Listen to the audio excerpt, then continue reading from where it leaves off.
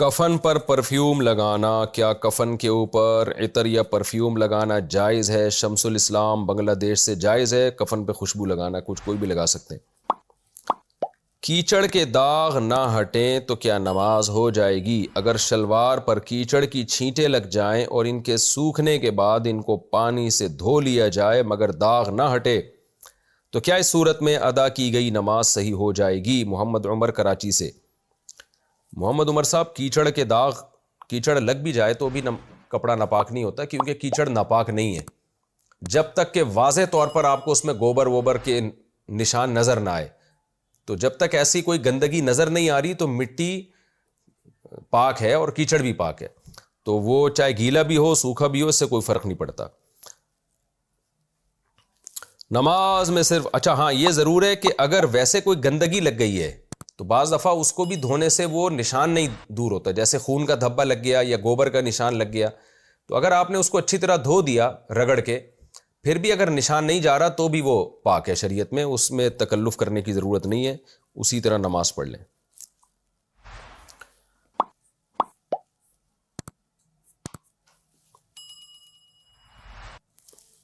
نماز میں صرف سورہ ناس پڑھ سکتے ہیں؟ اگر کسی شخص کو سورہ ناس یاد ہے تو وہ نماز کی دونوں رکعتوں میں یہی سورت پڑھ سکتا ہے؟ عمر فاروق انڈیا سے۔ جی پڑھ سکتا ہے، لیکن اس کو چاہیے دوسری صورتیں بھی یاد کرے، صرف سورہ ناس پہ لے کے کیوں بیٹھا ہوا ہے؟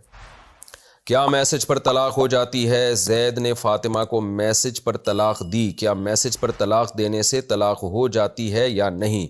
ابو فصیح کوئٹہ سے۔ جی ہاں، جیسے طلاق زبان سے بولنے پہ ہوتی ہے، لکھ کے دینے سے بھی ہوتی ہے، میسج پہ دینے سے بھی، ہر طرح سے ہو جاتی ہے۔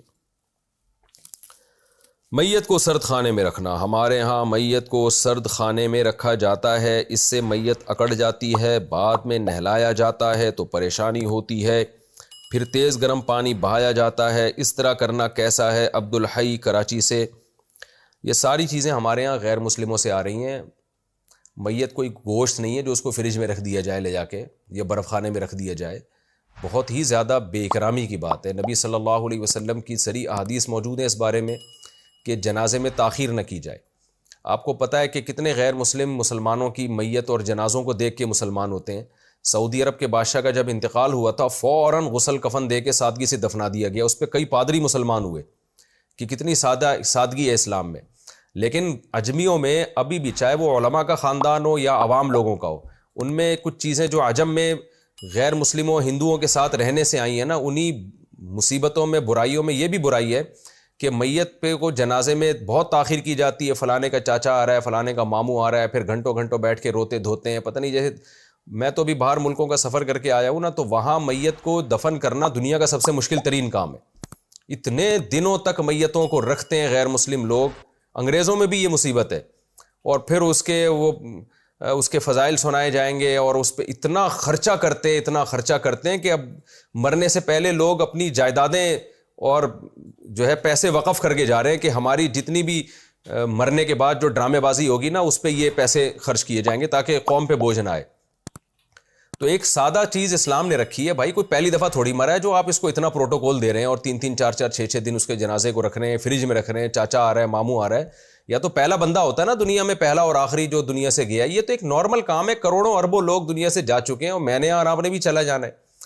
تو اس میں عربوں کا جو رواج ہے نا، جو وہ بالکل سنت کے مطابق ہے، جیسے ہی بندہ مرا فوراً غسل دیا، کفن دیا اور دفنا دیا، ختم، اور دعا کرتے ہیں بس اس کے لیے ساری زندگی، ماں باپ ہوں یا کوئی بھی ہو۔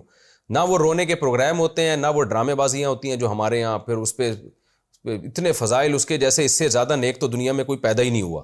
فضائل میں بھی مبالغہ آرائیاں کی جاتی ہیں بہت، زندہ جب ہوتا ہے تو قدر کرتے نہیں ہیں، مرنے کے بعد تو پھر ایسا لگتا ہے کہ اس سے زیادہ نیک تو دنیا میں کوئی پیدا ہی نہیں ہوا۔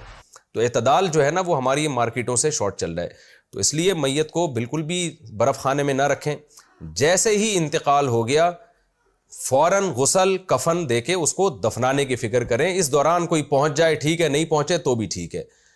تو سنت کے مطابق جنازہ اور کفن اس کی برکتیں زیادہ ہیں، اور عورت پر تو لازم ہے، یہ بھی ہمارے معاشرے میں ایک بہت بڑی بدعت چل نکلی ہے، شوہر کے انتقال کی عورت کو جیسے ہی خبر پہنچے تو عورت پر فوراً لازم ہے کہ وہ اپنے گھر چلی جائے، کیونکہ فوراً اس کی عدت شروع ہو جاتی ہے، اس کے لیے جائز نہیں ہے کہ شوہر کا چہرہ دیکھنے کے لیے ہاسپٹل پہنچے یا کہیں اور گھر سے نکلے، تو وہ سمجھتی ہیں پتہ نہیں میں نے شوہر کا آخری دیدار لازمی کرنا ہے، تو کرانا ہے تو وہ میت کو عورت کے گھر لے آئیں، وہاں وہ دیدار کر لے، گھر سے نہیں نکل سکتی۔ جیسے ہی عورت کو اطلاع ملے گی اس کے شوہر کی ڈیتھ ہو گئی ہے، جہاں ہے جس مقام پر ہے، شریعت اسے حکم دیتی ہے کہ فوراً اپنے گھر چلی جائے اور عدت گزارنا شروع کر دے۔